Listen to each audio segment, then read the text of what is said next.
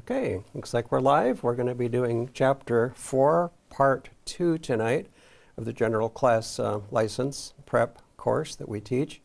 And I'd like to start out, the email that I sent out to help people prepare for this, I suggested a challenge, a 30-second challenge, to see if you could write down all of the formulas from Paco, Presley, and Emily, plus the power circle in 30 seconds or less. I'll wander over to the calculator cam here and show you what I'm talking about. So this was it. So just by raise of hands, if any of you tried that, how did you do? You know, we got one. Yeah, you'd be amazed if you can kind of remember Presley, Paco, and Emily. It doesn't take but 30 seconds to write these all down, and this would be a good thing possibly to do, maybe on the back of your scratch paper or whatever scratch paper that you use when you go to take your test, to write these things down right away before your mind turns to mush from the first question. So, yep, that was the intent there. If you can duplicate those formulas using the named tricks, you'll have them. So that's really good. The next thing that I want to comment on, back to the calculator cam, we have covered everything that there is on the general class reference sheet, except for one thing, which we'll be looking at tonight. And that one thing is just these reactance formulas. This one and this one. We won't have to calculate either one of those, but you'll need to know some things about these formulas. There's pool questions there. So the good news is that we covered everything else last week. All right. So we'll jump right into it then. I'll go to the presentation. This is where we are. I'm not sure how they got the title Components and Circuits, because it seems like there's a bunch of stuff beyond that as well, but that's okay. It's all there. So the first section, 4.4, is reactance and impedance. And I put this chart together because I found it a little bit confusing. We talk about the opposition to the flow of AC current, but we talk about it in multiple contexts. So this chart, I thought, would kind of pull it all together for us. So just like with DC, we've got pure resistance that opposes the flow of AC. Symbol is R. It's measured in ohms. It does not vary with frequency. And AC and DC resistance are exactly the same. The next one, which we'll be talking about in a little bit more tonight, is reactance. There's two flavors, capacitive and inductive. Its symbol, there is a pool question that asks what is the symbol for reactance. So somehow you need to remember that that's an X. It's also measured in ohms. It does vary with frequency. And it's unique to AC. We don't have any concept of reactance in DC. And then the third one is impedance. It's a combination of resistance and reactance, these first two. Its symbol is a Z. It's also measured in ohms. It also varies with frequency, so as the frequency goes up and down, the impedance is going to change. And again, it's unique to AC. The value changes with frequency. One thing to notice about this, that the opposition to the flow of AC current is measured in ohms in all three of these types of opposition elements. That would imply that Ohm's law could be used, and it indeed is. So just putting it all in one place for you to start off with, and we'll get right into reactance. Now there's things that are need to know, and there's things that are nice to know. The need to know, as we talked about in prior weeks, is what's in blue, because it's a pool question. If it's not in blue, then it's not a need to know in terms of being a question on the potential question on the exam, but we try to pick things that are relevant. A lot of times the background and context that we share helps clarify the need to know items. And plus, in addition to wanting you to be able to pass your test, we also want you to have a happy, successful, and long ham radio career. So we sprinkle some things in there that are related to the material as well. So this is a need to know. Symbol for reactants is X. You'll have to think up some kind of a mental trick to remember that. Two flavors of reactants, capacitive and inductive. These are the formulas. They're on your reference sheet. And we already said reactance is measured in ohms, like resistance. And these are the formulas on your general class reference sheet. It wouldn't be a bad idea to memorize these. You won't have to actually work these formulas with values. You will in the extra. But memorizing at least one of these formulas, if not both of them, will help you with a couple of pool questions, because there's a pool question that says something. Well, actually, let me flip to it. Get my face off the screen there.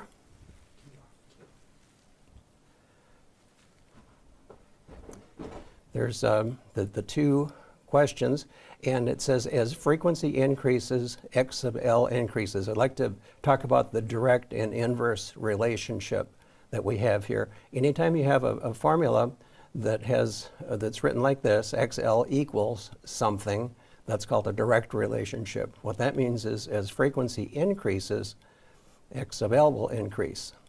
As inductance increases, X sub L will increase. So that's what we mean by a direct relationship. An inverse relationship is just the opposite. As frequency increases, capacitive inductance will decrease.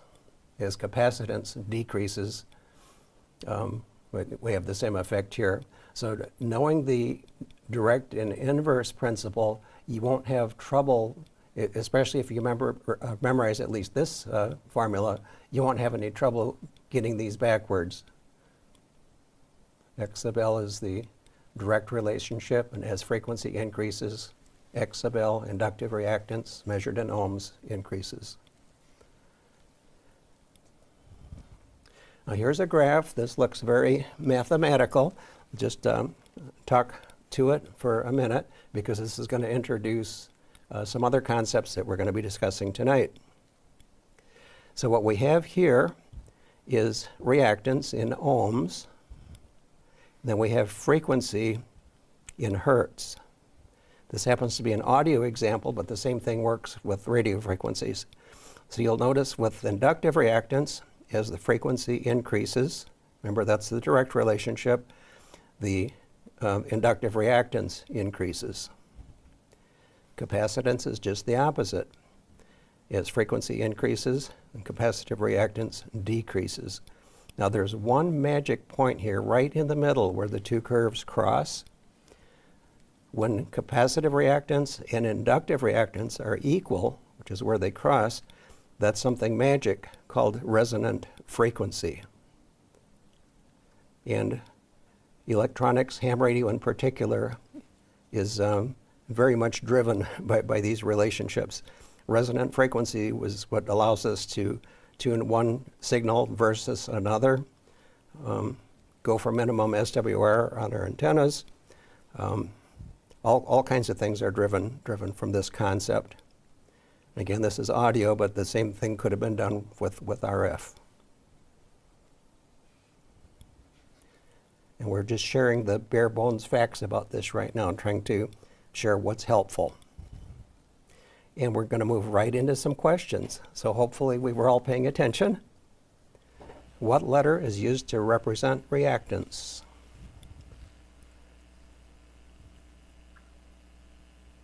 And you'll have to unmute to say something. Say again? Bravo. Bravo. Bravo. Yep. X for reactance. There's two flavors of reactance, capacitive and inductive, just X sub L and X sub C. What unit is used to measure reactance? Bravo. Bravo, Bravo. the ohm. Bravo Correct. again. What is reactance? Now there's several questions coming up here that might feel tricky, but if you followed us, I think you'll get them. What is reactance? Bravo again. Boy, we sure like Bravo tonight. Opposition of the flow of alternating current caused by capacitance or inductance. Correct.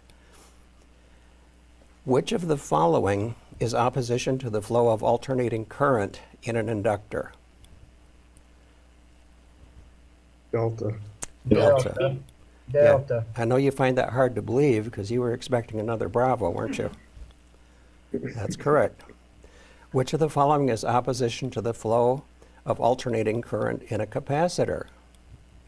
Charlie. Charlie. Yep. So the previous two questions were exactly the same, except they just substituted, swapped capacitor and inductor. But in both cases, the opposition to the flow of AC is going to be called reactance. How does an inductor react to AC? And here you've got to visualize your direct and inverse relationships that I showed you. Charlie. Delta. Delta, right. I remember that the inductor, the formula for that was X sub C equals 2 pi frequency L. That was the direct relationship. So as the frequency of the applied AC increases, the reactance increases. That's the concept of the direct relationship in that formula. And the distractor is amplitude. Yeah, they've got some very challenging distractors here. If you're not sure, it's easy to trip. So how does a capacitor... Might help to remember it if you realize that a direct relationship is also called a linear relationship, so it's L. Okay, if that works, yeah, that's a great memory trick. So the next one here is, how does a capacitor react to AC?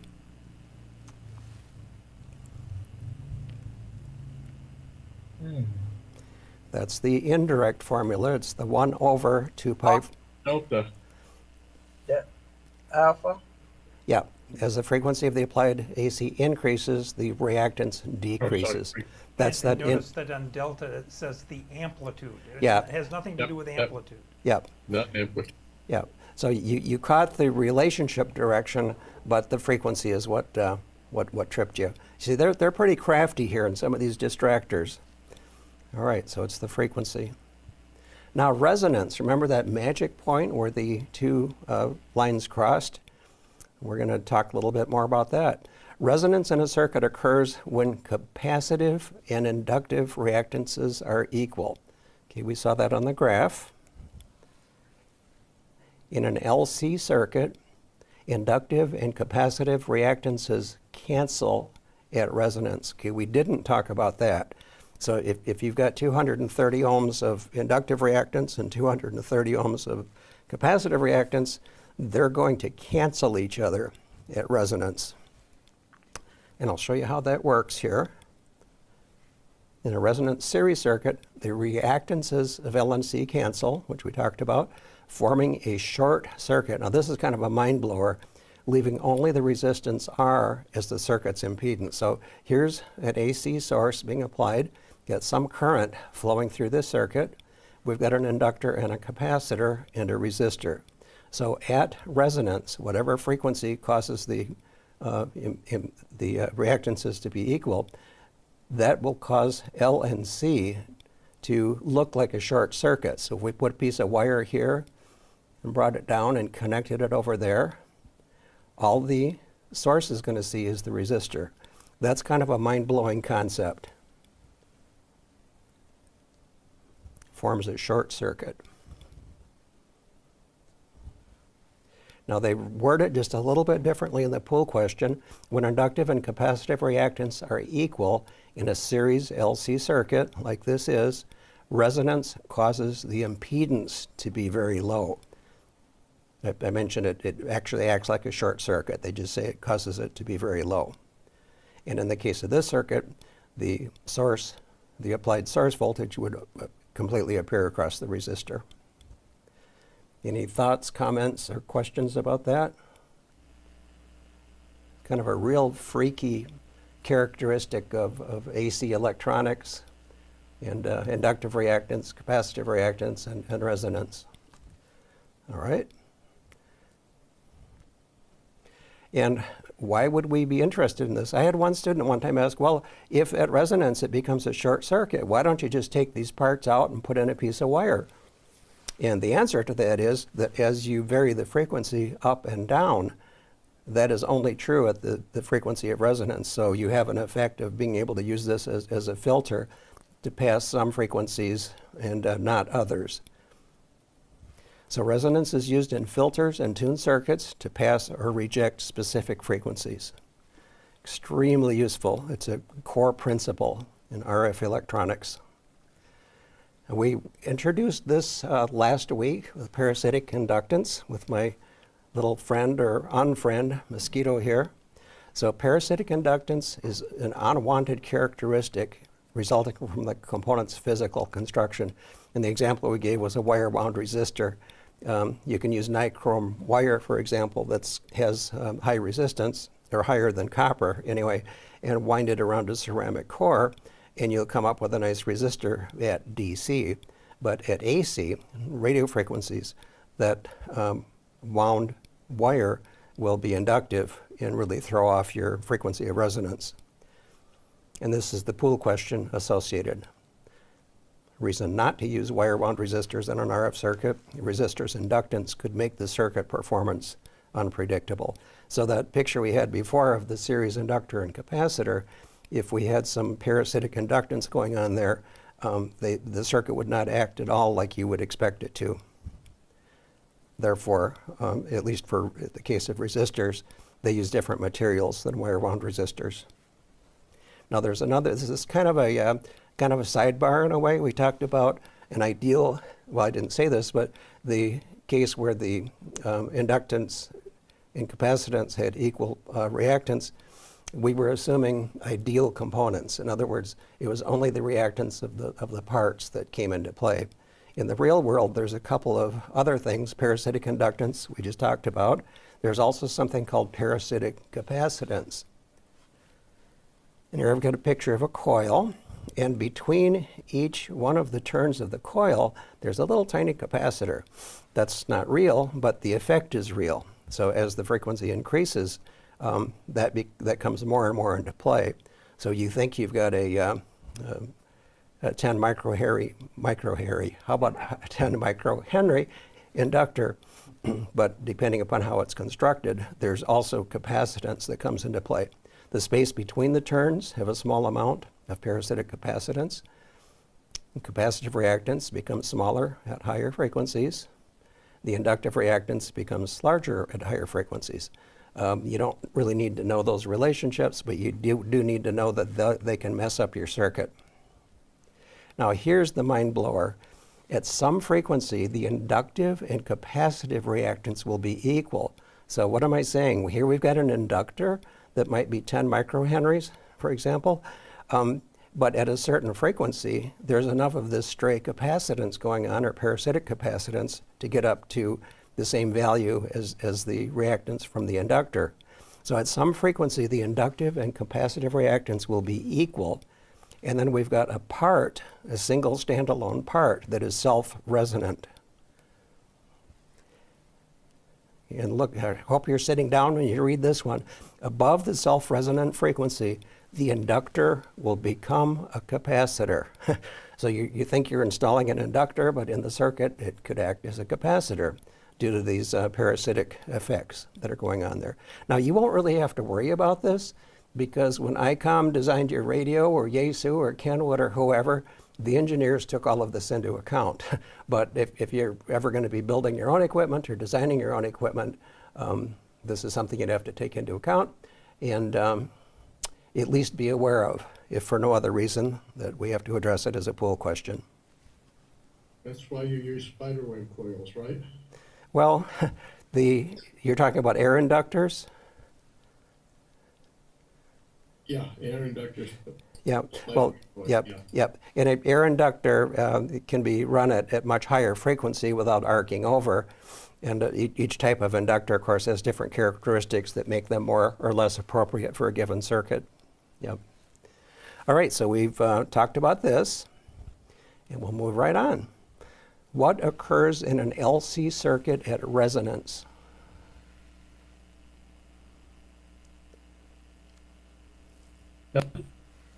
Delta is correct. Delta. Inductive and reactance, inductive reactance and capacitive reactance cancel each other. In the case of a series circuit, they actually form a short circuit. What happens when inductive and capacitive reactance are equal in a series LC circuit? Charlie. Charlie. Right, causes the impedance to be very low. Why should wire bond resistors not be used in RF circuits? Bravo. Very good, yep. What happens when an inductor is operated above its self-resonant frequency? Charlie. Charlie, it actually becomes capacitive. So I've probably got a bunch of people out there right now that are saying, I don't ever want to design RF circuits. But it can be done.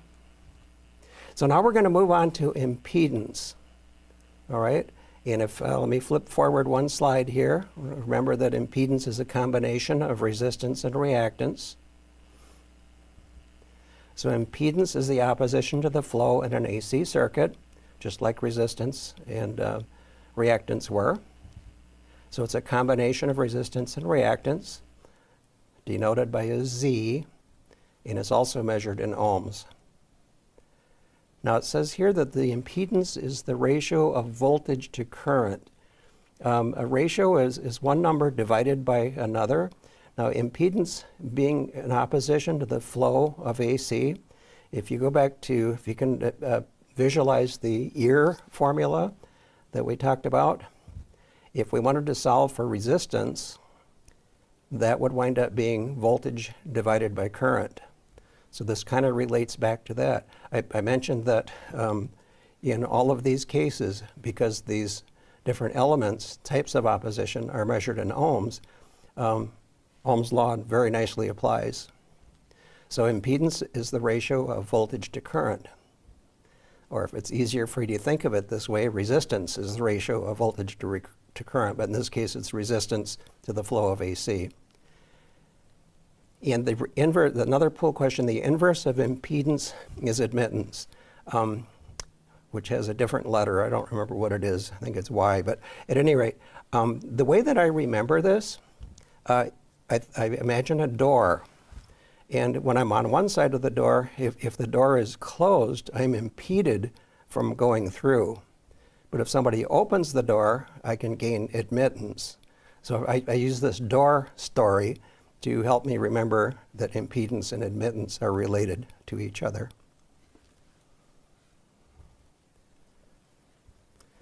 And here's our summary chart again. And right on to some exam questions. What is impedance?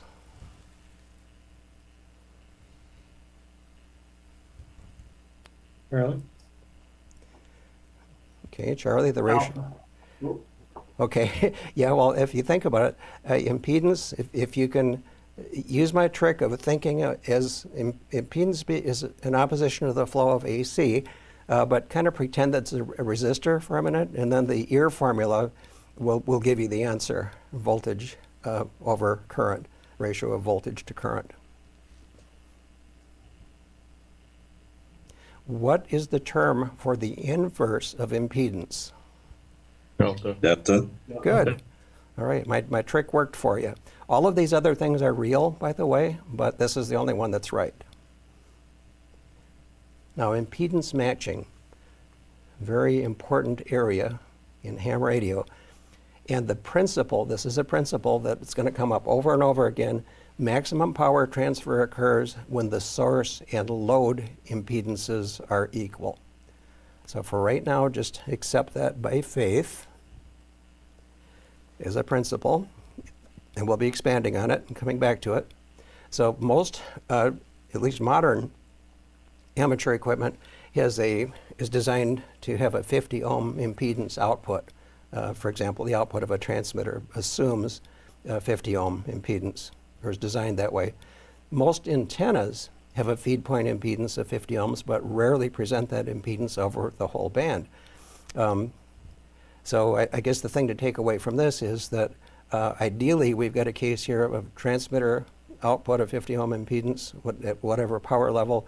And if the antenna system it also presents 50 ohms impedance to the transmitter, we'll have the maximum transfer of power from the transmitter to the antenna or whatever it is we're feeding. Now, a reason to use an impedance matching transformer, now here we've got a case of a transmitter at 50 ohms and feed line antenna of 600 ohms, so we've got a big mismatch here. A reason to use an impedance matching transformer at the transmitter output is to present the desired impedance to the transmitter and the feed line. What happens if your transmitter and what you're feeding is radically different? The transmitter will not be happy. It gets very cranky. And most modern transceivers will actually start backing off the power. So if you've got a 100 watt transceiver and it senses this kind of a mismatch, it's going to fold back your transmit power to maybe 10 or 20 watts or something like that. But you can solve that problem if you can get those impedances matched. So this is one way to do it with a transformer. That way the transmitter thinks it's seeing 50 ohms, feed line thinks it's seeing 600 ohms, everything is happy, we're getting the maximum transfer of power.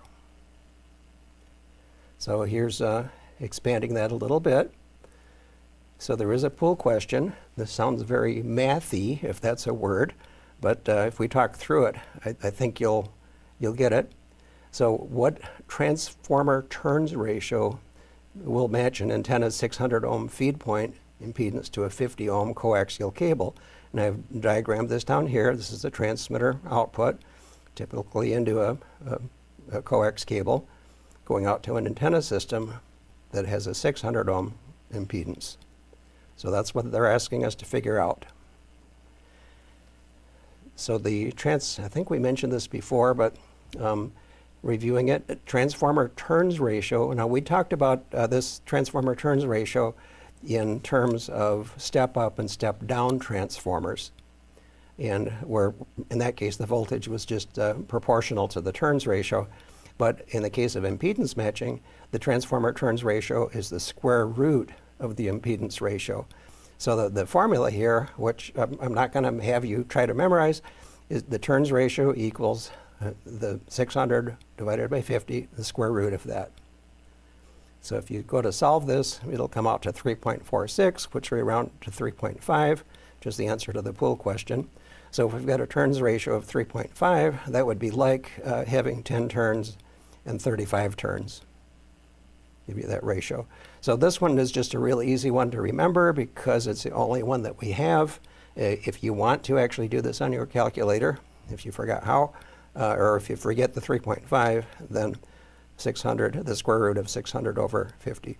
And by the way, this is wrong in your book. If you are comparing things, it's page 4-24. They give this example because it's a pool question, and they list it as 600 over 500. So that's a mistake if you want to mark that. Now there are several ways. We looked at using an impedance matching transformer. That's one way. There's a couple of other ways here. Now sometimes when you get multiple ways to do something, that's an indicator, it can be an indicator that there's an all of these kind of answer coming up in the pool. So transformers we've talked about. There's also LC pi networks, inductance and capacitance, and a length of coax can be used to match impedances. The book doesn't go into how that works, but they just want us to know that that is another method of matching impedances. I'll show you some examples here. This is called a pi network because it kind of looks like the Greek letter pi. It's a capacitor on the input, capacitor on the output, with an inductor in series. And then this is a T network. Capacitor, capacitor, and inductor. And these can be in any combination. In some cases, these are tunable. They're variable inductors or variable capacitors. And when they're in a box like that, they're typically called an antenna tuner. If you can adjust these values, they can work on different bands and different frequencies. All right, jump right into some questions. What happens when the impedance of an electrical load is equal to the output impedance of a power source, assuming both impedances are resistive? Delta. It's delta, right? There's that fundamental principle I talked about right at the beginning. The source can deliver maximum power to the load if the impedances are matched. Correct. Which of the following devices can be used for impedance matching at radio frequencies? Read carefully. Delta. Yep, that's one of all of these choices, friends. Yeah, Delta. Yep. What is one reason to use an impedance matching transformer at the transmitter output? Bravo. Bravo. Present the desired impedance. In other words, you're matching for best power transformer, for best power transfer. Wow, we're moving right along. Are you all feeling smarter and smarter as we go? I hope so. Active components. We're completely shifting gears now.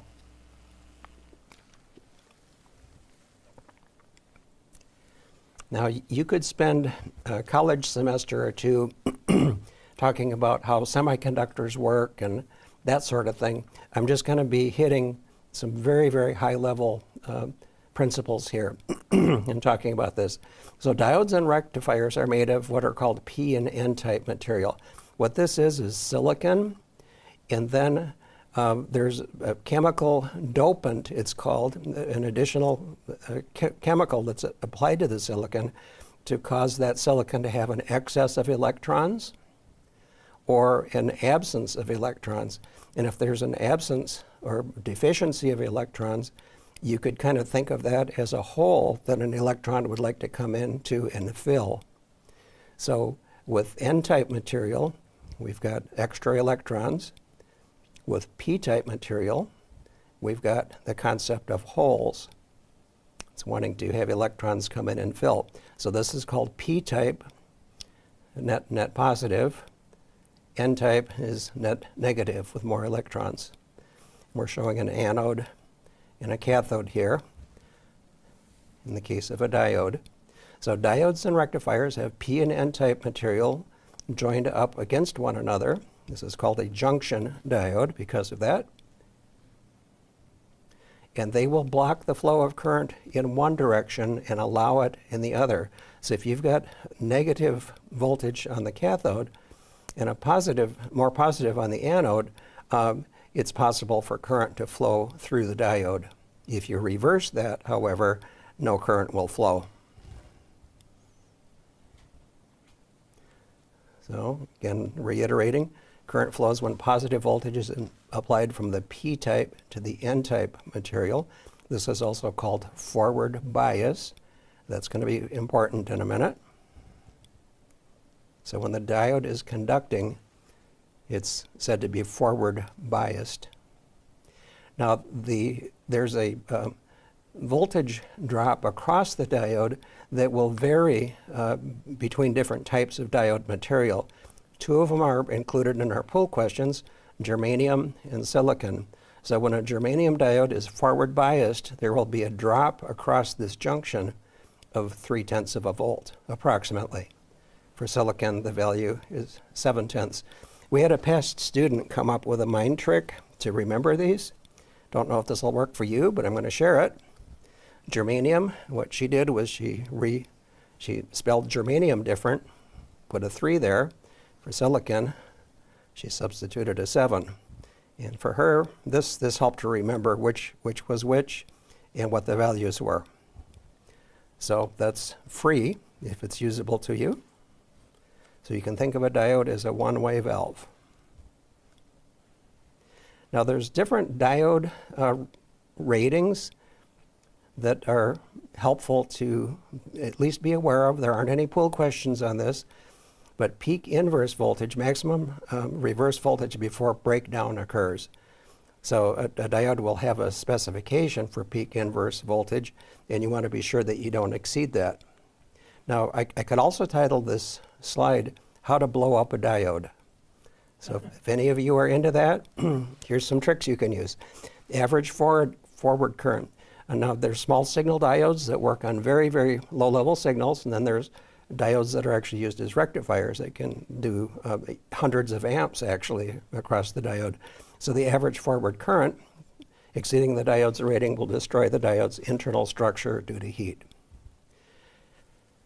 And I guess this wouldn't blow up a diode here, but junction capacitance, when diode is reverse biased, depending upon how much voltage, reverse bias voltage is there, there's a capacitance across the diode that varies with voltage. And that can be extremely useful. There's something called a varactor diode. It's used for modulating FM transmitters. And that's exactly how it works. The reverse bias a diode and then vary the voltage. You get a voltage variable capacitor. Different diode types. I wanted to include this just because you're going to hear of these frequently. Sometimes you'll see a transceiver that advertises pin diode switching. Now, in a transceiver, when you go from receive to transmit, you've got to take your antenna, disconnect it from the receiver, and hook it to the transmitter while you're transmitting. When you stop transmitting, you've got to disconnect the antenna from the transmitter, reconnect it to the receiver. Usually that's done with a relay, and you can hear the radio clicking away as you're going back and forth. Pin diode switching is completely silent and extremely fast, very useful for CW operators. A Schottky diode, low junction capacitance, allows high frequency operation. So you'll hear of pin diodes, you'll hear of Schottky diodes. The varactors, what we talked about, reverse bias diode, it'll act like a variable capacitor as you change the voltage. And then a Zener, some people call it Zener, pronounce it, can be used as a voltage regulator. The trick there is when you reverse bias a Zener diode, it will break down at a certain voltage, but in a safe way, and that voltage will be very precise. So a Zener diode can be used as a voltage reference or voltage regulator. And I just wanted to include these because you're going to hear these terms frequently in your ham radio career. Exam questions. What is the approximate forward threshold voltage, and called it something different here, of a germanium diode? Bravo. Yes.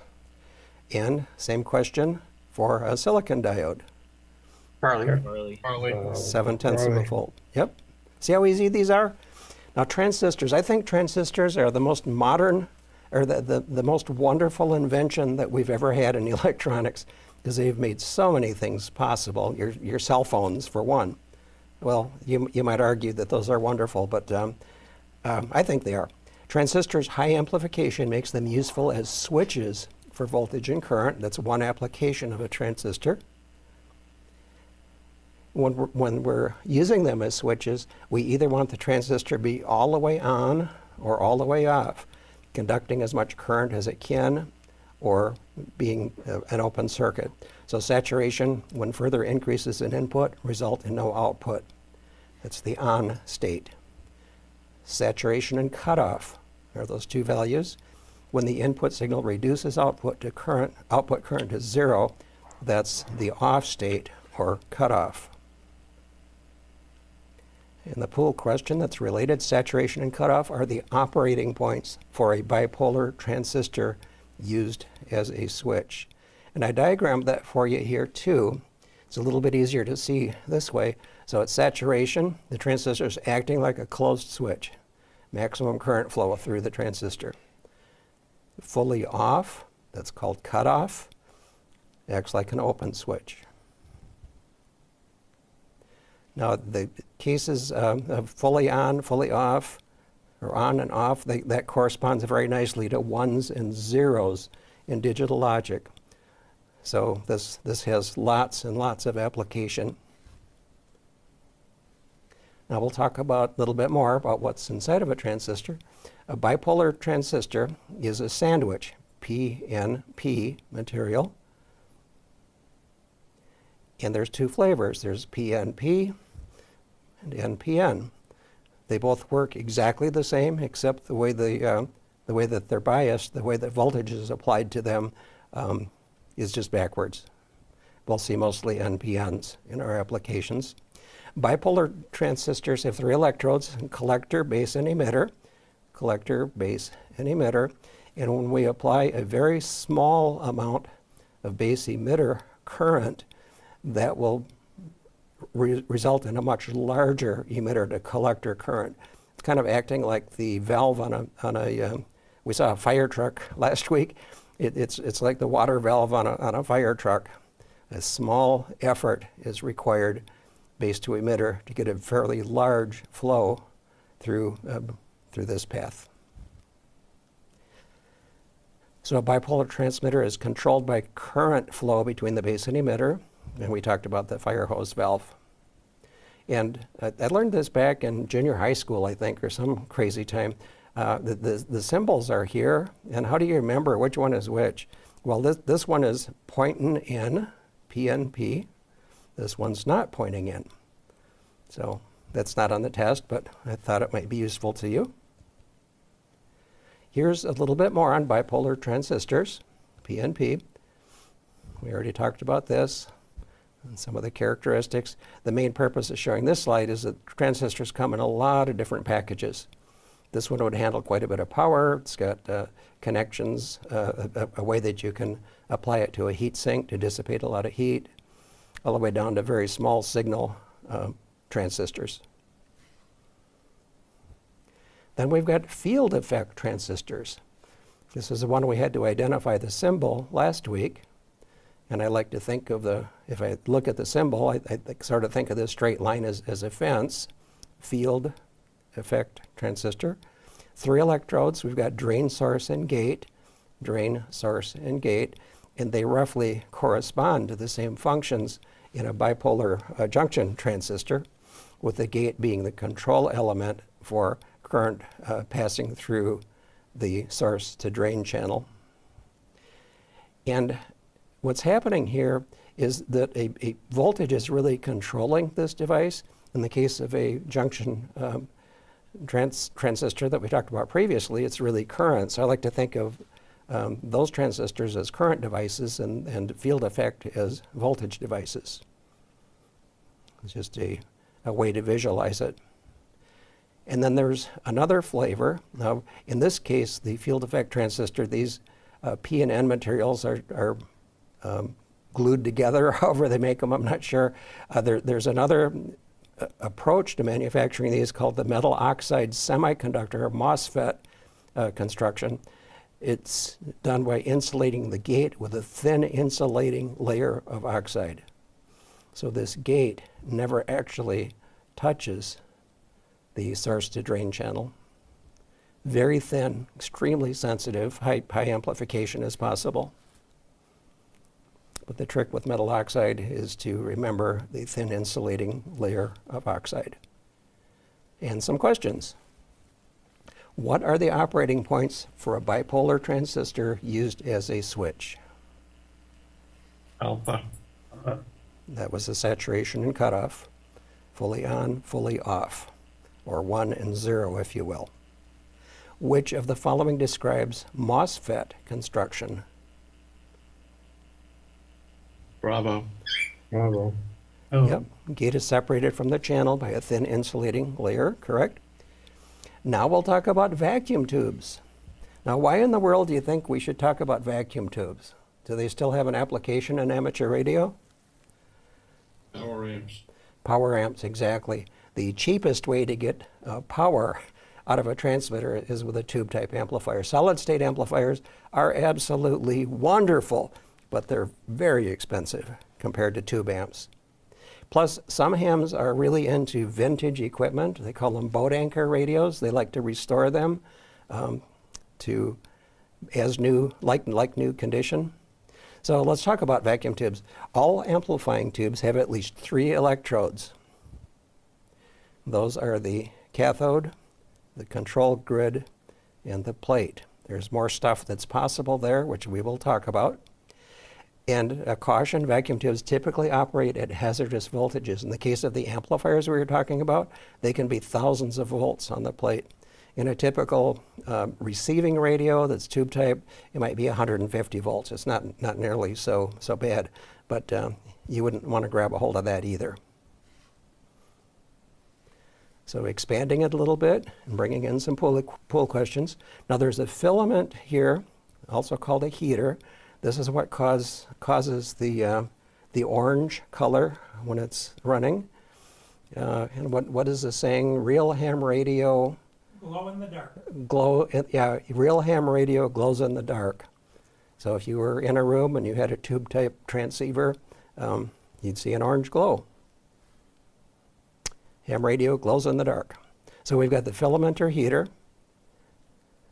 and that's getting so hot that it's turning orange. And that is boiling. That's a good way to think of it. It's boiling electronics off the cathode. Electrons. I said electronics. I meant electrons. Yes, we're boiling electrons off the cathode. And then what happens to them? Well, electrons are negative. If we have a high positive plate voltage, those electrons are going to want to find their way from the cathode to the plate. Now there's a control grid here, and if we put some negative voltage on the control grid, that will slow down or repel some of those electrons back and limit the amount of plate current that can flow. That control grid is like the valve on a fire hose that we talked about. A very small control grid voltage will result in a much larger difference in the flow through the tube. So we saw that cathode is a source of electronics. The control grid regulates electron travel between the cathode and the plate. And then the screen grid, this is interesting. This is going to tie to something we talked about last week. The primary purpose of a screen grid is to reduce the grid to plate capacitance. So if we've got a fairly low grid to plate capacitance, that's going to limit how high a frequency this tube will be able to amplify, because it'll want to feed back. So do you remember last week we talked about capacitors in series? Capacitors in series result in a lower value than either of the capacitors together. Remember, capacitors in parallel increase the value, capacitors in series reduce the value. So the screen grid primary purpose is to reduce the grid to plate capacitance, and you can visualize that as having these two little capacitors in there.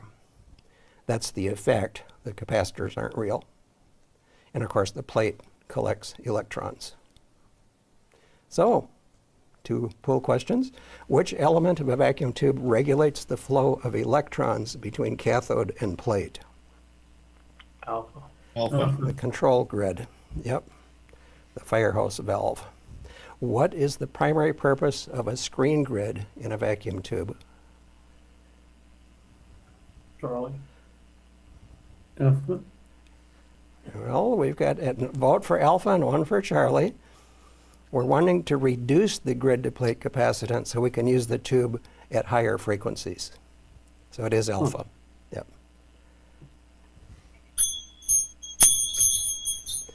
Now we're going to talk about analog and digital integrated circuits. You notice I'm breaking up these topics and associating the pool questions with them right away, because if we did them all at once, it'd be a lot harder to remember. And of course, when you review this all tomorrow or the next day, hopefully more of it will come back as well. So there's 2 flavors of integrated circuits. There's analog and digital. Now, the concept of analog is that we're dealing with something that has continuously changing values. For example, we're trying to make something adjust between 0 and 10 volts and everything in between. Well, that's analog. Digital, we're talking in terms of ones and zeros. Now, the first couple of things we're going to talk about are devices that are analog integrated circuits. These kinds of packages are typically used for amplification, filtering, measurement, power control, lots and lots of applications. In fact, there's two of them listed here. One is a 7805. It's a voltage regulator chip. And this is a 741, I believe. It's called an operational amplifier. They're everywhere. So let's take a look at these two now in terms of a pool. A linear voltage regulator is an analog IC used to maintain power supply output at a constant voltage over a wide range of currents. So for example, a power supply might need to put out a little bit or a lot, and this voltage regulator is going to make adjustments so that that will stay steady. Then an operational amplifier, or op-amp, is also an analog device. It's used as an amplifier. It's used for DC and audio circuits, so continuously variable inputs and outputs, both of these. Now, there's some, I'll get to this in a second. So RF, the ones that we talked about were low frequency and audio primarily. Analog ICs are also found in radio frequency ranges. in these kinds of circuits. Gary's going to talk about some of these circuits next week. And then there's something called a MMIC, monolithic microwave integrated circuit. Works through microwave frequencies. Now, you might not be aware of it, or let me ask this question. Does anybody happen to have one of these in their pocket right now? I assume they're on my cell phone. I don't know. Yeah, you'd be surprised when I ask if you've got it in your pocket. Your cell phone is full of these things. So that's how technology has advanced. It's a MMIC. And the distractor answers on this are really creative, let's say. Now, so we were talking about analog ICs. Now we're going to talk a little bit about digital integrated circuits. And the difference is continuously variable inputs and outputs for analog and something that works on ones and zeros for inputs and outputs, which are digital integrated circuits. Operate on discrete values, ones and zeros. Maybe it's 0 volts and 3 volts or 0 volts and 5 volts. But some voltage level is assigned to be a 1, and some voltage level assigned to be a 0. And they'll switch typically between those two values and nothing else. Now the ones and zeros correlate to the binary system and Boolean logic. There's a whole field of mathematics that gets into that computer scientists know and love. So it's all represented by the on and off states, ones and zeros. And they can control all kinds of control functions and computations. Inside your calculator, your TI-36X Pro, there's a bunch of these. And then there's something called CMOS, and that stands for complementary metal oxide semiconductor. And again, when we get to the pool question, there'll be some very creative distractors. And it's popular because of its high speed and low power consumption. Now, the question you're probably going to ask is compared to what? Well, our book touches on that a little bit. But in the good old days, there was something called TTL, transistor logic, which really got a lot of this started in a mass production sort of way. CMOS came along, and because of its much higher speed and much lower power consumption, pretty much all logic work today is in the CMOS realm. Oh man, I'm old enough, I can remember RTL, Yeah, that was resistor transistor logic, which came along before TTL. exactly. TTL was very voltage sensitive, and CMOS can handle a bigger range of voltages. It can, yes. There's a question in the extra pool about that. So you're going to know what that is when you get to it in January. So right into some exam questions. What kind of device is an integrated circuit operational amplifier? Delta. Delta, it's analog, correct. What is meant by the term MMIC? And if you want to laugh, read all the wrong answers. It's Bravo, but it's Yeah, they came up, if you didn't have an idea what we were talking about, any of these would seem plausible. Which of the following is an advantage of CMOS integrated circuits compared to TTL integrated circuits?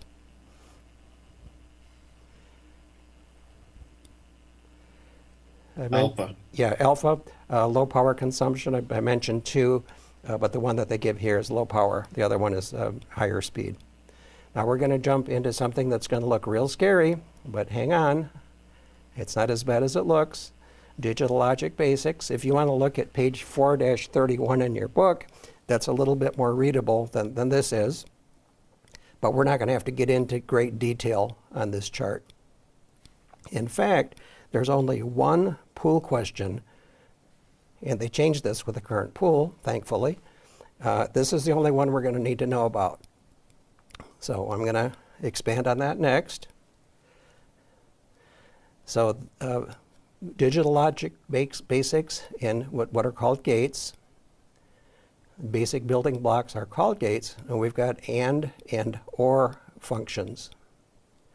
And the concept of an AND gate is that if you have a high on A and a high on B, thus the AND gate, high on A and a high on B, you'll get a high on C.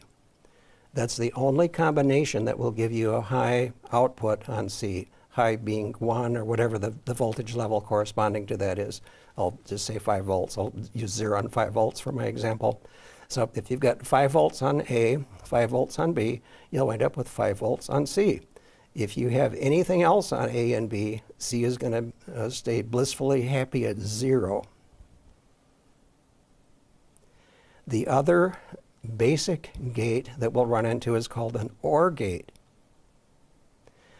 In this case, if you have an input on A or an input on B, the output will go high. So if you have a 5 and a 0 here, you'd have a 5 there. If you have a 0 and a 5, you'd have a 5. If you had 5, 5, you'd have a 5.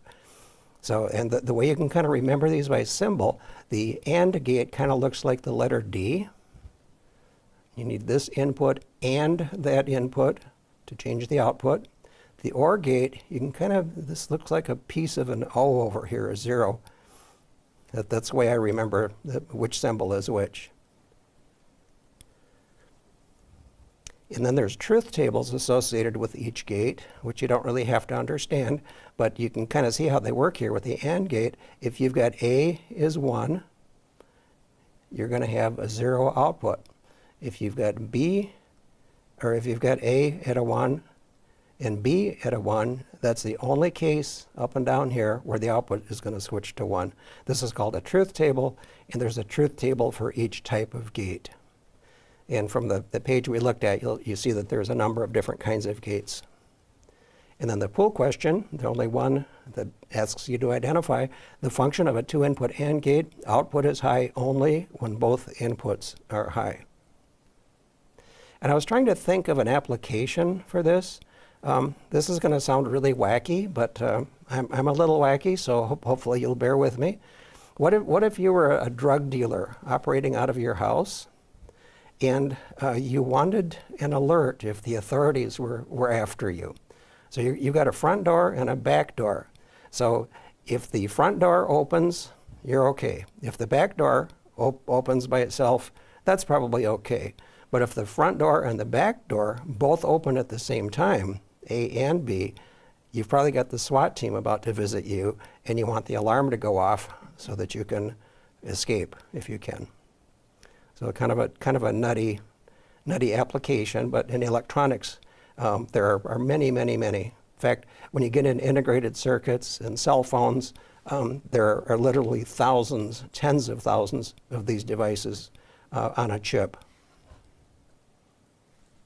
Then one other concept, we don't have a pool question on this, but it's very common in the gates that we've talked about, called inversion. So inversion is just changing a 1 to a 0 and vice versa. And here's a symbol of what is lovingly known as a NOT gate.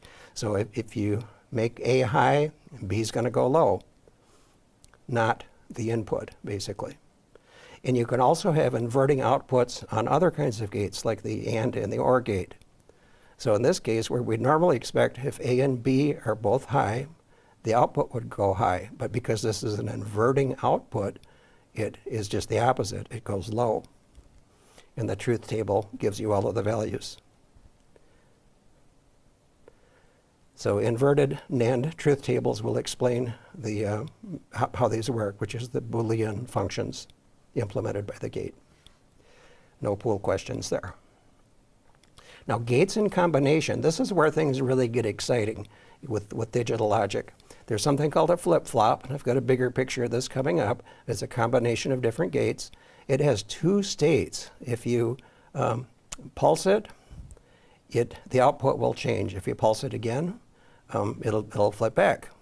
So sequential logic is built on flip-flops, feeding other flip-flops used in counters. So if we're going to combine, let's say, 3 of these, 3 flip-flops, if you pulse it once, you get an output change on the second pulse in each case. So it's basically a divide by 2, or you could consider that a counter. For 2 input pulses, you get 1. So a 3-bit counter, one with 3 flip-flops, can control And here's the formula, which you don't need to memorize, but for 3 flip-flops, it can count up to 2 to the 3rd power, which is 8, which is 2 times 2 times 2, 2 for each of the 3 flip-flops. Good, just another example here, a 4-bit counter with 4 flip-flops can count to 2 to the 4th power, 16 different states, 2 times 2 times 2 times 2. So this is the only one you need to know. And then a shift register, this is an interesting animal. If each time we clock the shift register, if we have an input 1, and then we continue clocking it, but take away that input, each time we clock it, it's going to be moving that bit sequentially through the bit register. In this application, we could have a serial to parallel thing going on. Here's the serial. In the parallel, we've got these 4 bits in parallel. Then once we get to the 5th time we trigger it, it falls out of the register and goes into the bit bucket or onto the next stage or whatever. So a shift register is a clocked array of circuits that passes data in steps along the array. And here's a bigger picture of a flip-flop, combination of gates. And then shown as blocks here, we've actually got three stages here. Now microprocessors, for whatever reason, they've taken all of the microprocessor questions out of the current pool, but I thought it would be worthwhile just to very quickly mention what this is. It's a complete computer on a single integrated circuit. It can do billions of instructions per second. In its various input and output registers, it can do, or ports, it can take input and output in a variety of ways. It's got counters and timers built in. Generally depends on external memory chips like RAM and ROM, read-only memory, random access memory, and just about all of our current microprocessors are built with CMOS logic. So I just kind of wanted to throw those quick facts out there to kind of tie out to wrap up the concept of sequential logic and multiple gates used in circuits. All right, some exam questions, and we're getting close to a break here. Which of the following describes the function of a 2-input AND gate? Bravo. Bravo is correct. Output is high only when both inputs are high. How many states does a 3-bit binary counter have? Charlie. 2 to the 3rd power, which is 2 times 2 times 2, which is 8, which is Charlie. What is a shift wrecker? Shift wrecker. No. How about a shift register? What is a shift register? Alpha. Alpha. Did everybody say alpha? I couldn't quite tell. Clocked array. Yes. Oh, yes, of course you did. Clocked array of circuits that passes data in steps along the array. Yeah.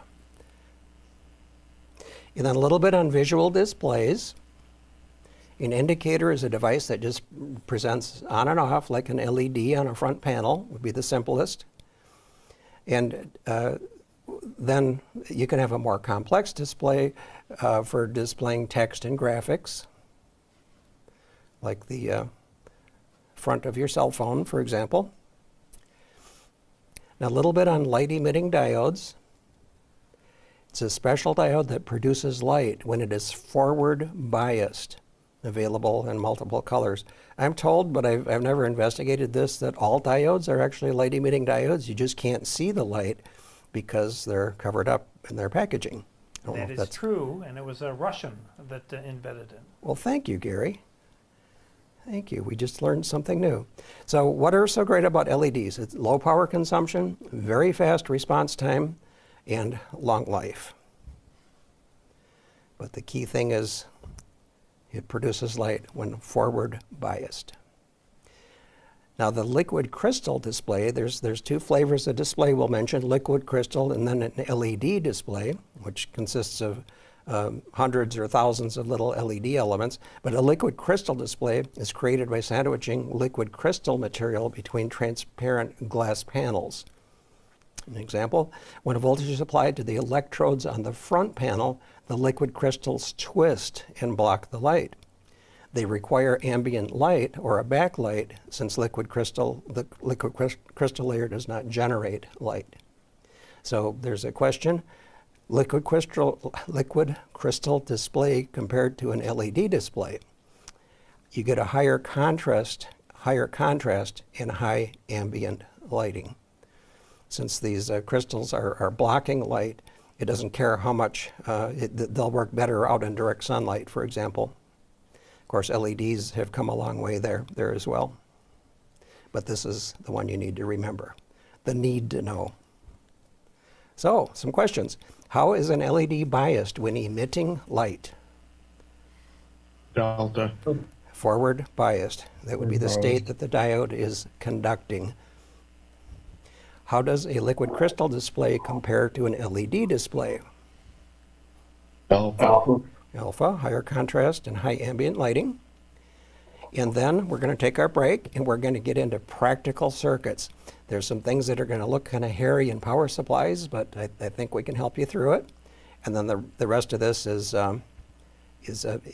even easier than what we've talked about so far. So we'll start our 5-minute break at this time and come back and attack section 4.6.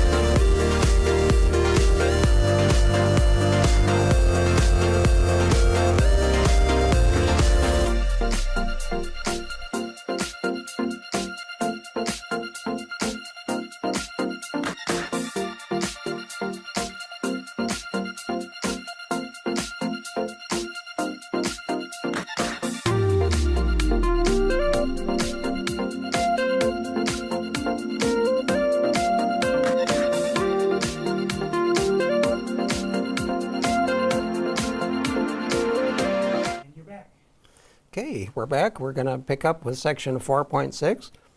We've got 4.6 and 4.7 to wrap up tonight, and we'll be done with chapter 4. So these are the kind of practical circuits that we're going to look at coming up. Power supplies is probably the most technical, but I don't think it's too bad. So we've got the concept of a half-wave rectifier and a full-wave rectifier. And I kind of like to think of a sine wave. If you think of a sine wave as representing 360 degrees, it kind of helps me to remember that a half-wave rectifier, being half that, 180, that's just how I remember the relationship, because there'll be the same question for a full wave, and that answer is 360. So anyway, a half-wave rectifier allows current to flow in 1/2 of the AC input waveform from the transformer. So here's the input to the transformer, and then we've got, might be, let's call it a step down, 120 volts to 12 volts, let's say. And then we've got one diode here. And remember, a diode is like a one-way valve. It'll only pass current in one direction. So it's only going to get the, in this case, the positive peaks of the AC waveform. So the output is going to look horrible. It's going to be a whole bunch of bumpy things, but just the positive parts of the AC waveform. So a characteristic of a half-wave rectifier is only one diode is needed. Don't see these very often. Diodes are so cheap, it doesn't really pay to economize. Now there's two kinds of full-wave rectifier circuits. We've got 4 diodes in a bridge. That's this case here. And then we've got a center-tapped transformer with 2 diodes. Again, the cost of diodes isn't a major concern. We used to see these quite often in high voltage circuits, but in most ham gear, you won't see this very often. But be aware there's 2 types. And this looks like complicated stuff. Now we saw in the half-wave rectifier that we were just getting the bumps on the positive going peaks of the waveform. Wouldn't it be nice if we could get a peak in between these peaks so that it would look like this? That would be really nice. There'd be a lot less jagged. And that's exactly what a full wave rectifier does. It conducts both on the positive peak, and then through some magic, it conducts on the negative peak as well, resulting in an output that looks like this. Now, notice something else in this case. One cycle here is from here, positive, through 0, negative, back to 0. That's one cycle. Notice that we're getting 2 bumps, 2 peaks per cycle of the AC wave. So the output, in the case of a full wave rectifier, these little current or voltage peaks that are coming out on the output are at twice the frequency of the input waveform. So output is produced during the entire 360 degrees of the AC cycle, and the output is a series of pulses at twice the frequency of the input voltage. And you can see that here because we're getting 2 of those pulses per cycle of the AC. And then the book goes through some magic of how this actually works, how two diodes are conducting on one cycle, the positive going cycle of the AC. 2 diodes are conducting on the negative cycle of the AC, all adding together to get this output. So if you want the detail of how that works, I would refer you to the book. This is what you need to know. So rectifiers, pulsed output is unusable as DC. If you're powering an audio amplifier, for example, from the output of one of these circuits, it would sound terrible. It'd be just full of hum, and they call that hum ripple. So there's always a filter network that's following the power supply, or usually there is, which is made up of capacitors and inductors to smooth out the ripple. Our goal is to make the output look just like it's a battery, no ripple whatsoever. So we have to filter out those pulses to make it all smooth. So we can use an inductor to smooth current pulses, and we can use a capacitor to smooth out the voltage pulses. And these kinds of components, capacitors and inductors, are what make up that filter. Now, high voltage power supplies, we were talking about the big amplifiers, tube type amplifiers. And there's a couple of safety precautions here that we want to mention. Fuses in the primary are used to protect against short circuits or excessive current. That's just like the circuit breaker in your house, typically a fuse that's accessible from the rear panel. If something got shorted. And then a bleeder resistor. The concept of a bleeder resistor, remember I told you that we had to filter the output of a power supply? Well, typically capacitors are used for that. And if you've got a power supply that is putting out 2,000 volts, let's say, those filter capacitors will remain charged at 2,000 volts when you turn off the power. A bleeder resistor is a fairly high value of resistor that will slowly drain off that charge and make it safe. When you first turn the power off, they're still going to be mostly charged. Sometimes even a week or two after you turn it off, you can get a lethal shock. Or if the resistors are bad, burned out. So most people that work on these will deliberately short out the filter capacitors when they open up the case. Make sure they're not going to get hurt. So wait for the bleeder resistor to discharge energy, even if the unit is unplugged. Better yet, discharge them yourself. Then we have a concept called switching power supplies or switch mode supplies. Completely different concept. In this case, we're going to take the AC voltage coming out of your wall. We're going to immediately rectify it without going through a transformer, and then chop it up with some transistors and process it. So transistors switch the current pulses at a high frequency, like 20 to 50 kilohertz typical. Now coming out of your wall, you've got let's say 120 volts at 60 cycles AC. That is much, much lower than this. And because of that, that's why linear power supplies are so heavy. They have to have great big heavy transformers in them to create the magnetic field, the shared inductance between primary and secondary. You need a very beefy transformer, a lot of iron. But if you're doing this at 20 to 50 kilohertz, then much smaller transformers and inductors can be used. And we still need a capacitor to filter it out at the end. So that's why switch mode power supplies are so much lighter. My Astron 35 amp power supply at home, I think is probably 20 pounds or more. I've got an MFJ switching power supply that puts out the same current that's probably 1/4 that weight. Now, why would you use one versus another? We'll talk about that too. So high frequency operation in a switch mode power supply allows the use of smaller components, lighter weight inductors and transformers. That's the key element that becomes a lot smaller and lighter. Linear power supplies are very heavy due to their large iron core power transformers. Now, because we are doing some switching at 20 to 50 kilohertz, switching power supplies are known to be very noisy.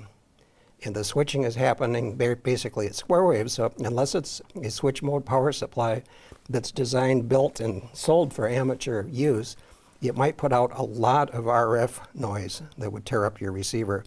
By tear up, I mean causing a lot of radio noise.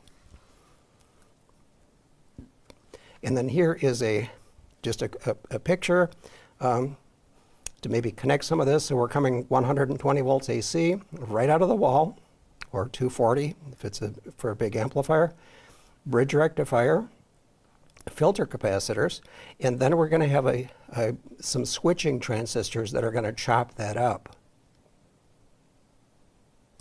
And then there's a high frequency output transformer, which will move this square wave basically down to a lower value. That's rectified and then filtered. And then there's a feedback loop here so that the output remains steady at various different load levels. So the thing about this diagram is that you've got 120 or 240 coming into it. If you're working on one of these, you're going to be exposed to that voltage if you're trying to troubleshoot one of these power supplies. These are fairly complex, a lot more parts than a linear power supply, but they're less expensive and lighter in weight. Some hams absolutely refuse to use a switched power supply because of the hash, but as I said, if it's designed for amateur radio use and it's engineered properly, noise won't be a problem. So, some questions? What portion of the AC cycle is converted to DC by a half-wave rectifier? Bravo.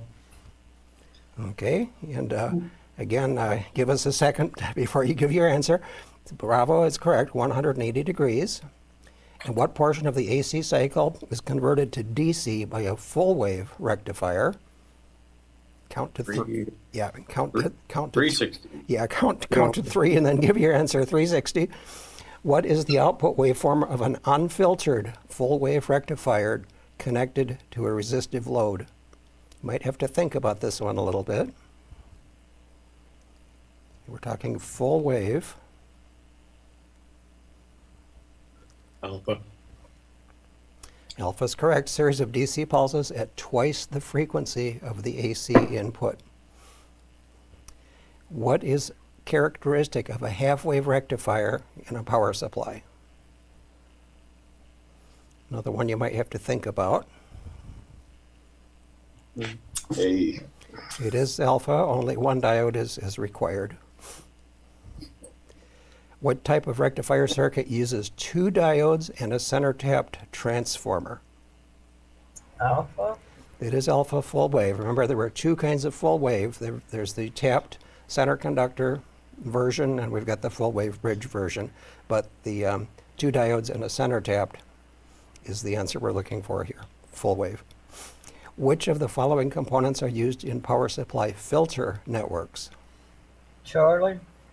Charlie. Capacitors and inductors.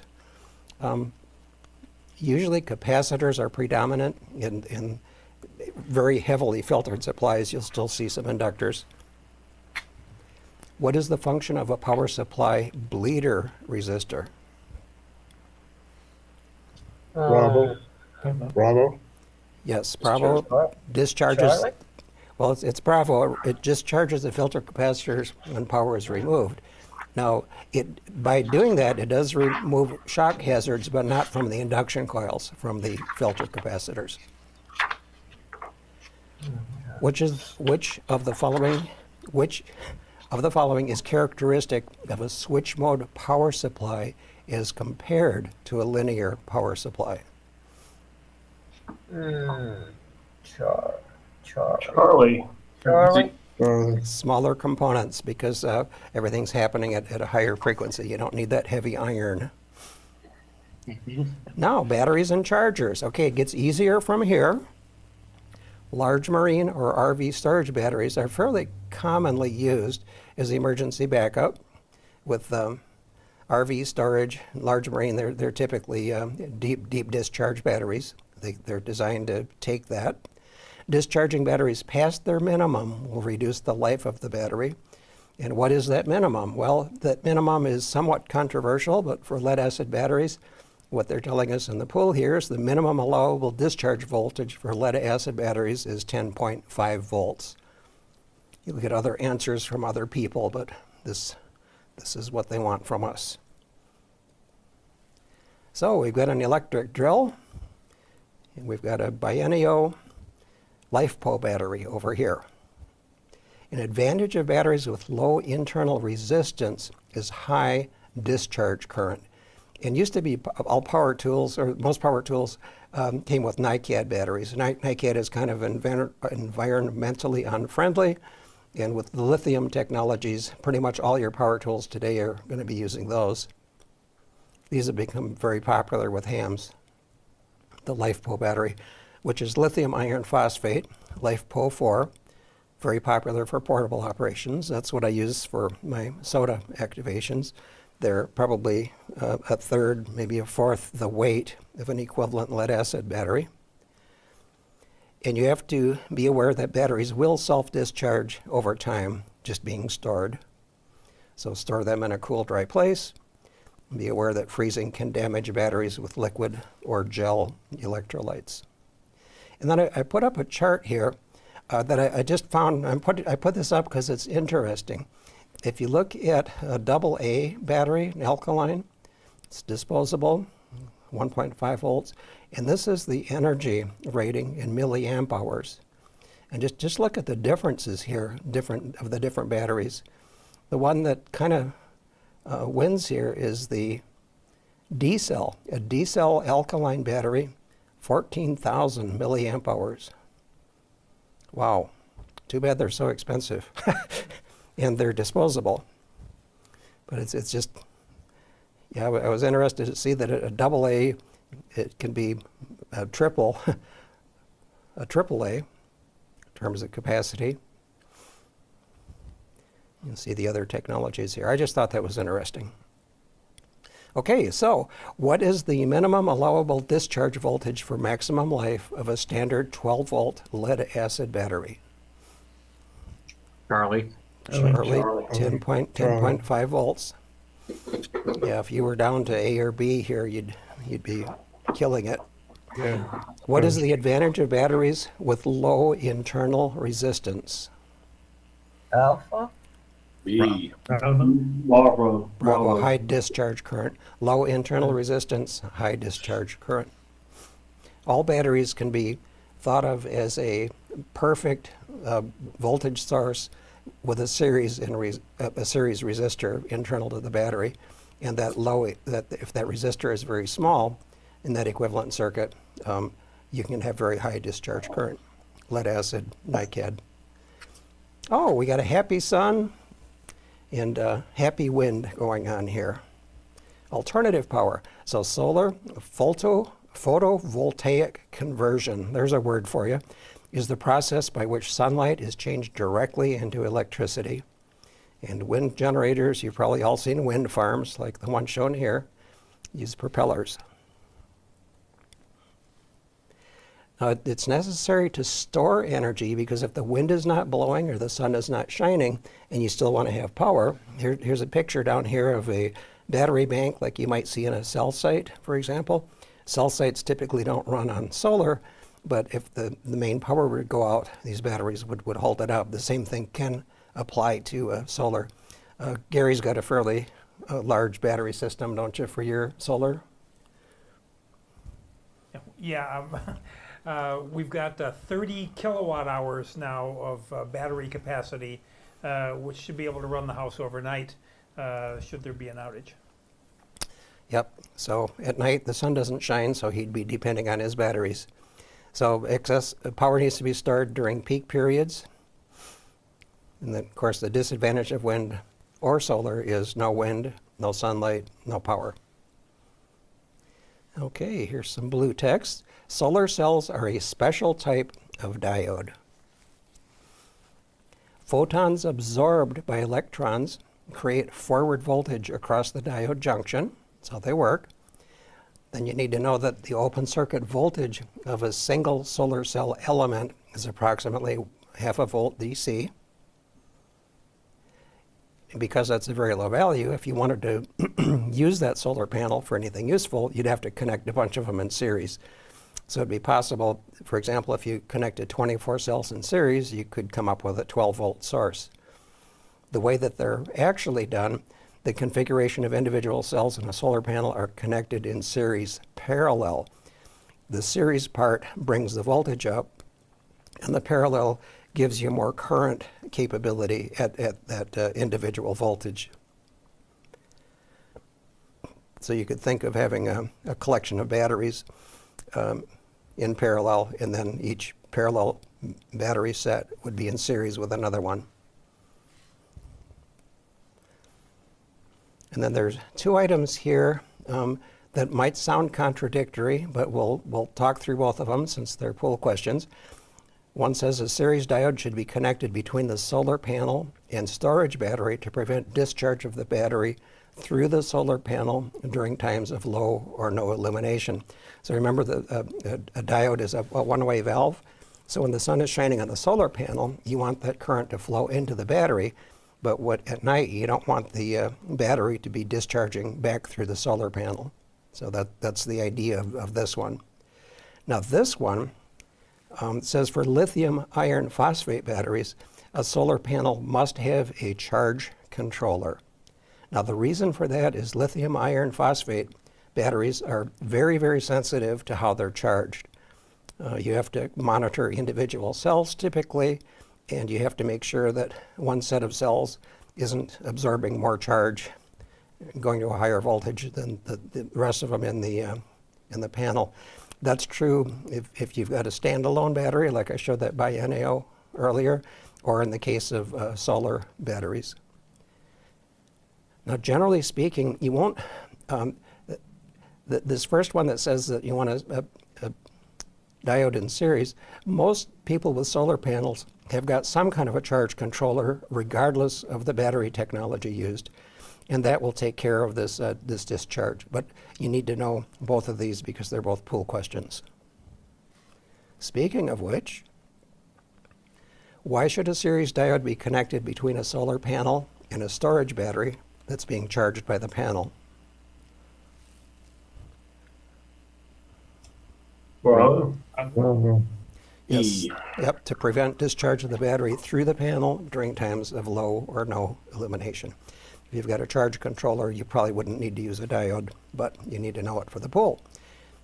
And here's the other case, the lithium iron phosphate battery. What precautions should be taken when connecting a solar panel to a lithium iron phosphate battery? Delta. Yeah, E. must have a charge controller to make sure that those individual cells of the battery are being happy. In what configuration are the individual cells in a solar panel connected together? Alpha. Series parallel, series to get the voltage boosted up, and parallel to get the current capability up. What is the approximate open circuit voltage from a fully illuminated silicon photovoltaic cell? Half a volt. Bravo. That's Bravo, half a volt DC. Now, this section should go fairly quickly. We're doing great for time. Connectors, totally new subject. They're getting easier and easier. Our last section will be on test equipment, and I find that to be to me, it's the most fun. But anyway, connectors. So plugs are installed on cables, jacks are installed on equipment. Hams usually have a whole box full of adapters. You got splitters, keyed connectors. Concept of a keyed connector is you can't plug it in backwards. This looks like some kind of a power connector, and you definitely don't want to get your polarity reversed. So here's some pictures of common audio connectors. We use some of the same connectors in ham radio that you use in consumer electronics. You can see those all here, or a bunch of them anyway. Now, for audio connectors, the phono plug, which most of us would consider just an audio patch cable for your home stereo equipment, they're also used in amateur radio for low frequency or DC signal connections to a transceiver. Very commonly, there's RCA phono jacks on the back of your transceiver for keying, for example. Some transceivers do that. So you will see these in amateur radio. And this one here, I put in here just because they're all over the place. There's normally some kind of a DIN connector. This is what DIN stands for. Since I don't know German, I'm not going to try to say that. But at any rate, a lot of times you'll see these connectors on the back of a transceiver. They're audio in, digital in, just all kinds of functionality. Some microphones have a connector like this as well. You'll see those. I put this in just because it comes up so often, no pool questions. This is called a TRS plug, tip ring sleeve. And the R, or ring, is typically the right channel in a stereo application. Ring, right, fits. Tip is normally left. And then the sleeve is the ground. You'll see these all the time. This is a 1/4 inch plug, and a lot of headphones or headphone jacks on a transceiver will have this. And there's also a TRRS, like on your cell phone. If you've got a jack for microphone and your earplug, you'll wind up with 2 rings. also available in the miniature version, of course. Power connectors, again, a whole mess of them that you're going to run into. The Anderson power pole is kind of become the standard for a lot of equipment, and definitely by ARES groups, Amateur Radio Emergency Service, where if these are wired the same, you can depend on your transceiver plugging into anybody's power source. RF connectors, a whole bunch pictured here. UHF, F, BN, we don't see F very often, but occasionally. BNC, SMA, and N-type connectors. Some more detail on that coming up. So the UHF connectors, this is the one that most of us have on the back of most of our transceivers. It's called a UHF connector. Comes in the SO239, which is the panel version, and the PL259, which is the one that goes on a cable. Commonly used up to 150 megahertz. The most HF. Did somebody tell him over there that we're in the dark here?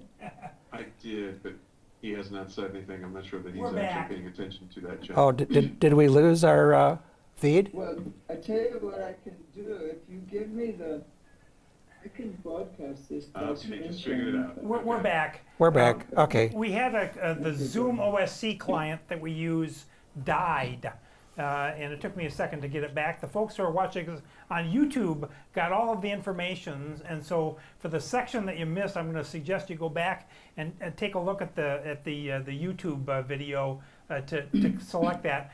Dave, we're back on the original Zoom client, so you can go ahead and carry Continue? on. And apologies. Okay, all right. Yeah, we've had some equipment challenges here. So RF connectors, most of your transceiver, and if you do wind up in the dark, tell us right away, okay, so we can fix it. I knew. Oh, okay, Gary knew right away. All right, so on the back of your transceiver, you'll usually see something like this, because HF is typically 160 through 6 meters, so that's well within this range. The next type, N connectors. Okay, this is a pool question. Are moisture resistant, used up to 10 gigahertz. You can kind of see this red ring in here. That's a seal. So when they're screwed together, you've got moisture resistance. Then SMA, this would be like the connector on on a lot of the handhelds. SMA connectors are small threaded connectors rated up to several gigahertz. Notice an N can go to 10 gigahertz, SMA several gigahertz. And then N connectors, or not N, but BNC. And I've heard a lot of different interpretations of why it's called a BNC. One is baby N connector. You can actually make some connections here. British naval connector is another one that I've heard. I really don't know what the honest history is on that, but the BNC connectors we see those all over the place. A typical upper frequency limit for low SWR operation, just means good RF, can be up to 4 gigahertz. You'll see these on test equipment and audio connectors and RF connectors. You'll see them all over the place. This is the text to look for. Data connectors. On older equipment, you might see something like this. Computers used to always have these serial ports on them. DE9 connector, or the old parallel port, had I think 25 pins. But USB, of course, is every place now. It's just ubiquitous standard for current computers, modern transceivers. Most transceivers, modern transceivers have got a sound card built in, and all you have to do for data communications is just connect your computer via a USB cable directly to the transceiver. And we'll talk more about that in Chapter 6 when we get into data. All right, what is a typical upper frequency limit for low SWR operation of a 50 ohm BNC connector? Charlie. It is Charlie, 4 gigahertz. Which of the following describes a type N connector? Alpha. A. Yeah, moisture resistant RF connector, useful to 10 gigahertz, correct? What is an SMA connector? Bravo. Bravo. Bravo, small threaded connector suitable for signals up to several gigahertz. Which of these connector types is commonly used for low frequency or DC signal connections to a transceiver?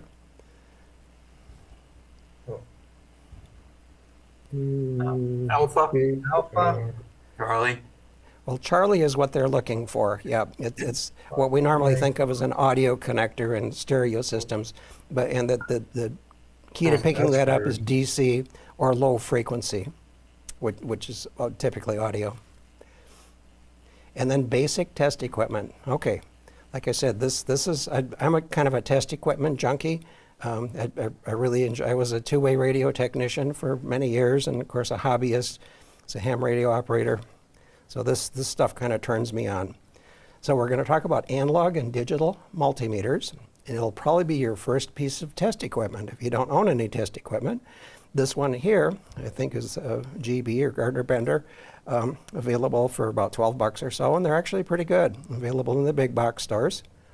Measures volts, current, and resistance. That's why it's called a multimeter. It tests continuity, diodes, transistors, if you know how to do it. Now there's two flavors, analog and digital, and you can probably see that here. These are analog, continuously varying needle position, and then the digital is actually giving you digits on the face of the meter. So that's what that means. And it says here, and we're going to ask ourselves, why would this be the case? Analog multimeters are preferred to digital multimeters when adjusting circuits for maximum or minimum values. So if you've got a circuit and you're tuning it for a peak or a dip, it's a lot easier to see that on a needle than it is rapidly changing digits on a digital multimeter. Some digital multimeters have got a little scale down on the bottom that simulates this, but this is what we're needing for our answer. An advantage of a digital voltmeter is that it offers much better precision for most uses. And let me back up here. Now see, we've got, well, this would be called 3.5 digits, I believe. But notice there's 1, 2, 3, 4 numbers. The closest you could interpret a meter like this might be 3 significant digits, like 1.55 volts. This one you could see 1.552 or 1.5526 or however many digits are on the meter. That's why they say that it offers better precision for most uses. Doesn't mean it's more accurate, but you can read more numbers. Generally they are more accurate though. Digital meters could have some special features, auto ranging to automatically select the proper display range. Back on these, you notice there was this knob in the middle where you had to do 3 volts, 10 volts, 35 volts, whatever. You have to be changing it. The feature that they're talking about here is that it can automatically detect the voltage and put it on the proper range. Peak hold to capture maximum values, that can be good. You can plug it into something, connect it to something, and leave it there for an hour and see what the maximum was over that hour. Frequency capacitance and temperature measurements are sometimes features of digital meters. It'd be very handy. When measuring voltage, the meter should have a high input impedance to decrease the loading on the circuit being measured. Now in the old days, when analog meters were first coming out, the loading was expressed in terms of ohms per volt, and it could actually be pretty low. Could be just 1,000 ohms or just a little bit better that you're connecting in parallel with whatever it is you're measuring. Well, that could affect what it is you're measuring, because if you're connecting a low impedance meter to a high impedance circuit, it could give you a drastically wrong voltage reading. So when measuring voltage, the meter should have a high input impedance, and modern digital voltmeters are usually 10 megohms of input impedance, so they will have very little effect, very little loading on the circuit that you're measuring. A few questions. Why do voltmeters have high input impedance?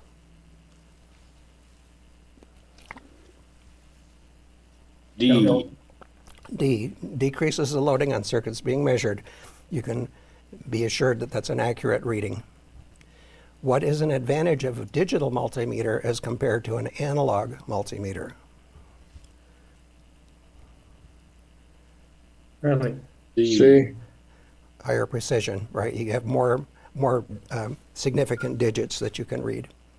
What is an analog, or when is an analog multimeter preferred to a digital multimeter? Delta. Delta. Adjusting circuits for max or min values. It's a lot easier to see on a swinging needle than flashing digits that are changing continuously.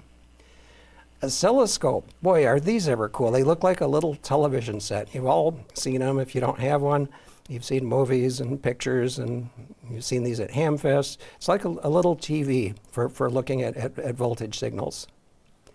Provides a visual display of voltage against time. It's better than a digital voltmeter for measuring complex waveforms. So if this is a really ugly looking waveform, and one that comes to mind is like the video signal in the analog TV, very strange looking signal, but you can actually take that signal apart and see what it looks like on a scope. You wouldn't have much of a clue on a digital voltmeter.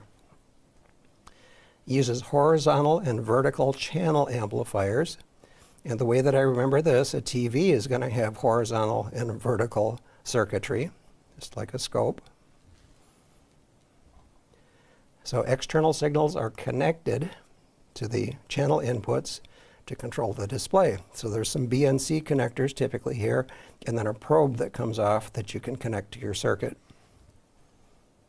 And then you can vary the gain, how high the signal is going to look like, how high it will be, how much amplitude you'll see as a result of what you're connected to. Input attenuators. Variable gain and variable rate, so you can see the difference between a 10 kilohertz signal and a 30 megahertz signal by adjusting the time base. What do we use them for? Well, it's the best instrument. An oscilloscope is the best instrument to use when checking the keying waveform of a CW transmitter. And if you've read if you look at the radio reviews in QST or CQ magazine, they'll usually have that this would be, they'll trigger the trace when you press down the key or generate a series of dots, and then they'll look at the RF output of the transmitter, and this is kind of what you want to see. So an oscilloscope's the best instrument to use when checking the keying waveform of a CW transmitter. You can also hook up your oscilloscope to the output of your transmitter to see what your transmitted waveform looks like, but you don't normally want to connect your scope directly to your transmitter output because you don't want to blow up your scope. So the words here, the attenuated RF output of a transmitter may be connected to an oscilloscope to check the RF envelope of a transmitted signal. The RF envelope could be important because if you can see what your peak envelope voltage is, remember we talked about that last week, and you do that with a scope, you would be able to calculate your peak envelope power. And you could look for any distortion. This would be a test tone being transmitted. Transmitter monitoring. Some hams will pick up an oscilloscope at a ham fest for 30, 40, 50 bucks, less than 100 for sure, and leave it permanently in their ham shack so they can see what their output waveform looks like. There are dedicated RF monitors that used to be on the market. I don't know if there's any today, but you've got one of these, don't you, Gary? For one of your stations? Yeah, I have an older Kenwood station monitor, Mm-hmm. yeah, it works just fine. Yep. So it gives you a little idea what's going out. Can help adjusting your keying waveforms, mic gain, speech processing, distortion effects, and information that you just couldn't see on an ordinary numeric type meter. Totally optional. Some hams like to do this. Okay, so what item of test equipment contains horizontal and vertical channel amplifiers? Delta. Yep, Delta, Delta. an oscilloscope. I think of it as a little TV, horizontal and vertical. Which of the following is an advantage of an oscilloscope versus a digital voltmeter? Delta. Delta complex waveforms can be measured. Some really complex things can be going on, and you can actually see what they are. Which of the following is the best instrument to use for checking the keying waveform of a CW transmitter? Alpha. Alpha again, oscilloscope. Some of these almost seem like silly questions and answers, but they're freebies if you get them on your test. What signal source is connected to the vertical input of an oscilloscope when checking the RF envelope pattern of a transmitted signal? Delta. Attenuated RF output of the transmitter. Yes. And then a few slides on impedance and resonance measurement. This is an antenna analyzer that I own. I really love it. This is an antenna analyzer by MFJ, and there's probably more MFJ antenna analyzers out in the wild than any other brand. They've made all kinds of versions of these, and they're all pretty good. I like this one because I can connect it to a computer. I can actually get a graph of SWR for an antenna as I'm adjusting it. So what is an antenna analyzer? Well, it maintains an RF signal generator, a frequency counter, an SWR bridge, and an impedance meter. So this device here will sweep actually a range of frequencies and then give me a graph of what's going on there, so I can find the point of resonance or lowest SWR. They do a lot of other things too. Connects to the antenna and feed line to measure SWR using very small signals for measurements. So if you're checking out your antenna and feed line, you've got to connect it. Typically in your shack, you'd unhook it from your radio, put it on the antenna analyzer, and then see what that antenna looks like. And SWR measurements, of course, can show resonance. In some models, like the rig expert here, Gary's got one of these too, some models may measure impedance of coaxial cable, which is kind of amazing. If you get some cable at a ham fest and don't know what it is, well, you can solve that problem. Velocity factor, how fast RF moves down the cable, electrical length. Some have a internal function called a time domain reflectometer, which this one does. So you can, rather than string the cable down your driveway for 500 feet, you can measure it using this instrument without stretching it out. Now here's something to be aware of. If you're hooking up to an antenna, the way these work, they'll put out a very small RF signal to the antenna and then see what gets reflected back. Well, if there's very strong signals out there that are also coming in your antenna, it will completely mess up the result that you'll be seeing, because you're going to be getting the reflection back from your instrument plus RF, strong RF that's coming in from outside sources. Thus, strong signals from nearby transmitters can affect instrument accuracy. So you'd have to go to the radio station next door and disable their power source, I guess. Now, this is something that's relatively new on the scene. It's been out for several years now, but a lot of hams have really gravitated to these, called the Nano VNA, Vector Network Analyzer. They'll do virtually all the functions of, well, most of the functions, at least as far as SWR measurement, as an antenna analyzer. And they're really inexpensive, like 60 bucks on Amazon. I just checked that today. That's still correct. And they'll do all kinds of interesting measurements. These are typically from China, I believe. There's not a lot of documentation, but there's a tremendous number of people in user groups. So it's kind of a user-supported thing, but most people that have them and have learned how to use them are very, very happy. I think the rig expert that I have is selling for about $450, $500 right now. If I was only measuring antenna characteristics, do the same thing for 60 bucks. So something for you to be aware of. These little guys do have a steep learning curve. The antenna analyzers are easier to use out of the box. Yep. And for my part, I haven't jumped in and bought one of these because I'm so happy with the analyzer that I have right now. But if you want to go through the learning curve, you can do it inexpensively. And YouTube is your friend. Tons and tons of videos on these. Some more instruments. A directional watt meter, probably the most famous, is the Bird 43 through line. I've got one of these. Diamond makes one. I've got one of those, and MFJ's got a bunch of these as well. So a directional watt meter may be used to measure forward and reflected power. needed to determine standing wave ratio. So, and they do it in different ways. There's cross needle meters that'll read it directly. With the bird, you check the power one way, the slug is pointing toward the antenna. You rotate the slug around, it's reading the reflected power, then you apply a formula to determine the SWR.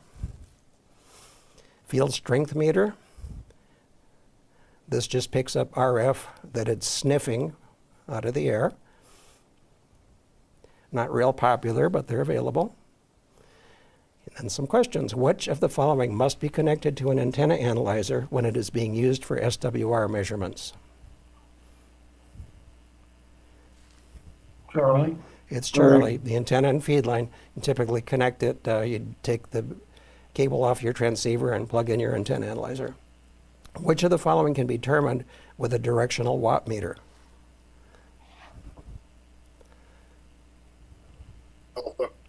Alpha, standing wave ratio, forward power, reflected power, and then a formula for SWR. What effect can strong signals from nearby transmitters have on an antenna analyzer? Hello?